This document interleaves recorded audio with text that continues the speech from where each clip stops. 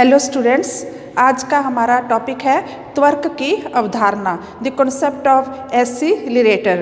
तो पहले हमने इससे निवेश पढ़ा है, निवेश गुणक पढ़ा है। निवेश क्या है वो थोड़ा सा रिवाइज करते हैं। निवेश क्या है? वास्तविक पूंजीगत परिसंपत्तियों के वर्तमान स्टॉक में अगर विशुद्ध वृद्धि होती है तो उसे निवेश कहा जाता है। सिंपल भाषा में हम ये कह सकते हैं कि जब पूंजीगत वस्तुओं पर पैसा खर्च किया जाता है। पूंजीगत वस्तुएं कौन सी होती हैं? जो आगे उत्पादन कार्य में काम आती हैं, जिनसे हमें उत्पादन होगा, उसको बेचेंगे फिर इनकम होगी। यानी सिंपल शब्दों में हम कह सकते हैं किसी कार्य में इन्वेस्टमेंट, पैसा लगाना क्या होता है? इन्वेस्टमेंट कहलाता है। तो ये निवेश होता है, उसके हमने प्रकार पढ़े थे। एक उसमें 2 पॉइंट पहले थे, एक स्वायत्त निवेश और प्रेरित निवेश। स्वायत्त निवेश क्या होता है? जो आय बेलोच होता है, जो आय लाभ कमाने से प्रेरित होकर नहीं किया जाता, बल्कि कुछ सामाजिक जो सामाजिक परिसंपत्तियों पर खर्च किया जाता है, जैसे नहरें बनाना, सड़कें बनाना, बांध बनाना। ये सरकार भी कर सकती है और निजी व्यक्ति भी कर सकता है, और इन कार्यों का उद्देश्य लाभ कमाना नहीं होता। यानी इस प्रकार का जो इन्वेस्टमेंट होता है वो आय बेलोच होता है, लाभ कमाने के उद्देश्य से नहीं किया जाता। लेकिन इसके एक होता है प्रेरित निवेश। प्रेरित निवेश क्या होता है? जो आय से या लाभ से प्रेरित होता है। कोई व्यक्ति लाभ कमाने के उद्देश्य के लिए ही इन्वेस्टमेंट करता है। तो 2 तरह का इन्वेस्ट हो गया, स्वायत्त निवेश और प्रेरित निवेश। तो एक हमने पढ़ा था निवेश गुणक। निवेश गुणक क्या था? कि स्वायत्त निवेश में परिवर्तन होने के फलस्वरूप आय में होने वाले परिवर्तन के अनुपात को क्या कहा जाता है? निवेश गुणक। और गुणक को हमने किससे लिखा था? के से। तो इसमें फार्मूला क्या था? डेल्टा वाई बटे डेल्टा आई। यानी निवेश में परिवर्तन होने के फलस्वरूप आय में होने वाले परिवर्तन के अनुपात को क्या कहा जाता है? निवेश गुणक।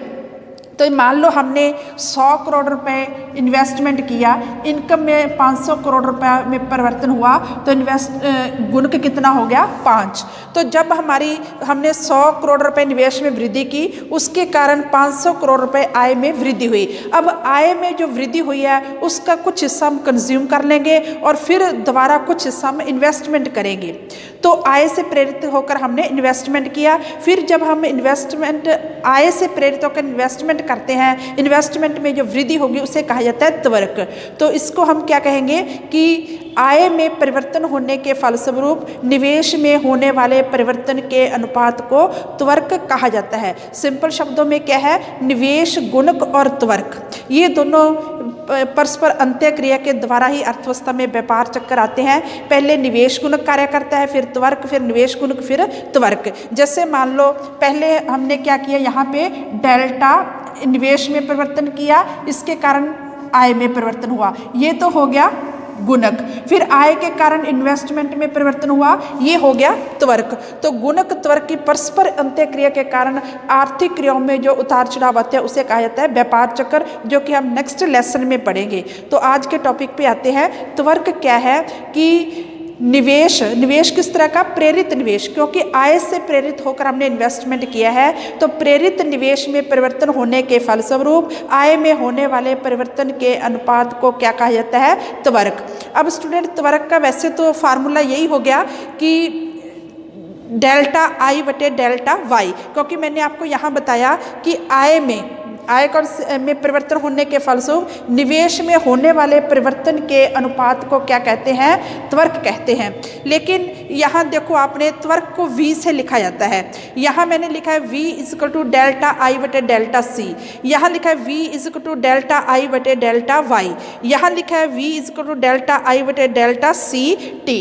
तो यहाँ C है, Y है, C है। अब मैंने आपको बताया कि आय में परिवर्तन होने के फलस्वरूप निवेश में होने वाले परिवर्तन के अनुपात को त्वरक कहते हैं। लेकिन आय पर ही क्या निर्भर करता है? उपभोग। और उपभोग कब होगा? अगर उत्पादन होगा। तो आय, उपभोग, उत्पादन, अर्थव्यवस्था में जितना उत्पादन होगा उतना ही उपभोग होगा, और उसको जब बेचेंगे उतनी ही इनकम होगी। तो उपभोग भी आय पर निर्भर करता है, और उपभोग तभी होगा अगर उत्पादन होगा। तो इसीलिए अलग अलग अर्थशास्त्रों ने त्वरक की परिभाषा देते वक्त किसी ने तो कहा है कि आय में परिवर्तन होने के फलस्वरूप निवेश में होने वाला परिवर्तन, किसी ने कहा उपभोग में होने वाले परिवर्तन के फलस्वरूप निवेश में होने वाला परिवर्तन, किसी ने कहा उत्पादन में होने वाले परिवर्तन के फलस्वरूप निवेश में होने वाला परिवर्तन। तो सिंपल शब्दों में हम ये कहेंगे कि त्वरक क्या है कि आय में होने वाले परिवर्तन के फलस्वरूप निवेश में होने वाले परिवर्तन के अनुपात को त्वरक कहा जाता है और त्वरक को लिखा जाता है V से। तो अब इसका अर्थ कैसे लिखना हमने, त्वरक सिद्धांत अर्थव्यवस्था में उपभोग अथवा उत्पादन में होने वाले परिवर्तन के फलस्वरूप विशुद्ध निवेश में होने वाले कई गुना अधिक परिवर्तन का विश्लेषण करता है। यानी क्या है, उपभोग आय या उत्पादन में होने वाले परिवर्तन के फलस्वरूप निवेश में होने वाले परिवर्तन के अनुपात को त्वरक कहा जाता है। तो त्वरक को स्मॉल v से लिखा जाता है, डेल्टा आई बटे डेल्टा सी यानी कंजम्पशन। हिक्स ने यहाँ C की जगह Y शब्द लिखा है। तो मैंने अभी बताया, चाहे आय कह लो, चाहे उपभोग कह लो, चाहे उत्पादन कह लो, ये एक जैसे बराबर होते हैं। तो इनमें परिवर्तन होने के फलस्वरूप निवेश में जो परिवर्तन होता है वही त्वरक है। तो हिक्स ने इसकी परिभाषा क्या दी है, त्वरक को उत्पादन तथा आय में होने वाले परिवर्तन के फलस्वरूप विशुद्ध निवेश में होने वाले परिवर्तन के अनुपात के रूप में परिभाषित किया है। हिक्स के अनुसार क्या है, त्वरक किसके बराबर है, V equal to delta I बटे डेल्टा वाई। और सैमुअल्सन ने y की जगह यानी टी होता है वर्तमान समय, डेल्टा चेंज को बताता है, वर्तमान समय में जो उपभोग में कितना परिवर्तन हुआ। तो उपभोग में होने वाले परिवर्तन के फलस्वरूप निवेश में होने वाले परिवर्तन के अनुपात को क्या कहा जाता है, त्वरक कहा जाता है। तो ये इसका अर्थ है। अब आपकी बुक में ऐसे दिया गया है, आप ये देखो V इक्वल डेल्टा आई बटे डेल्टा वाई, और ये क्या V इक्वल डेल्टा आई बटे डेल्टा सी टी। आपकी बुक में क्या दिया गया है कि डेल्टा आई किसके बराबर होता है, V into Y T minus Y T minus 1। ये हिक्स वाले समीकरण में दिया गया है। तो यहाँ ध्यान देना, ये डेल्टा आई, डेल्टा किसको बताता है, परिवर्तन को, और वाई टी यानी वर्तमान समय की आय, t-1 पिछले समय की आय। तो इस समय की आय में से पिछले समय की आय घटा देंगे तो वो आय में परिवर्तन आ जाएगा। तो ये क्या होगा, v is equal to delta Y T. Delta I किसके बराबर हो गया, अब v किसके बराबर हो गया, ये इसके नीचे आ जाएगा, डेल्टा आई बटे डेल्टा वाई टी। यानी आय में परिवर्तन होने के फलस्वरूप निवेश में होने वाले परिवर्तन के अनुपात को क्या कहा जाता है, त्वरक। और सैमुअल्सन ने कैसे लिखा है कि delta I is equal to V C T minus C T minus 1। वही बात है, सी टी वर्तमान समय का उपभोग कंजम्पशन और t-1 पिछले समय का उपभोग, इनको घटा देंगे तो वो क्या आ जाएगा, delta I is equal to V delta C T. और v किसके बराबर आ गया, ये इसके नीचे आ जाएगा इधर, डेल्टा आई बटे डेल्टा सी टी। तो यही सूत्र ये वाले हैं। तो हिक्स ने y शब्द का प्रयोग किया है और सैमुअल्सन ने c।